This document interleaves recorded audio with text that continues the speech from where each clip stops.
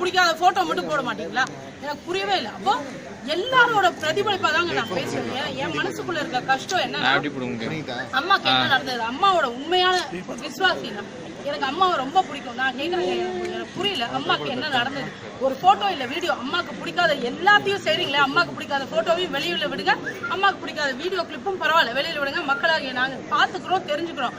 ஆனால் பொய்யா பிரச்சாரம் பண்றதுக்கோ அதுக்கெல்லாம் முடியல. அதனால நான் ராஜினாமா பண்ணிட்டேங்க. அரசியலே வேணாம்.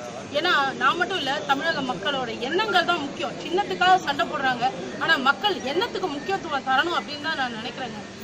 இப்படி ஒரு அரசியல் சூழ்நிலை தமிழ்நாட்டுக்கு வந்தது ஒரு பெரிய தலைக்குணவு. இந்த மாதிரி ஆளுங்களை எல்லாம் கட்டி காப்பாத்தி அம்மா வழி நடத்தி சென்றிருக்காங்கன்னா ஐயோ அவங்க பெரிய தெய்வம். வாழும்போது இப்போ இப்படி சின்ன பின்னமாக்கிட்டாங்க. நான் இப்பவும் சொல்றேன், எந்த பிரச்சனையும் இல்லாம எல்லாம் ஒன்று சேர்ந்து அந்த இரட்டை இலை சின்னத்தை மீட்டு எடுக்கணும். இந்த ஆர்கே நகர் தொகுதியில எல்லாம் ஒன்றுபட்டு ஒரு எலெக்ஷன் வந்தாதான் நிச்சயமா அம்மாவோட ஆத்மா எல்லாரையும் வழி நடத்தும், சந்தோஷப்படும். அம்மா அம்மான்னு சொல்றவங்க அம்மாவுக்கு கொஞ்சமாவது நிம்மதி தரணும்னா இதை பண்ணணும் அப்படின்னு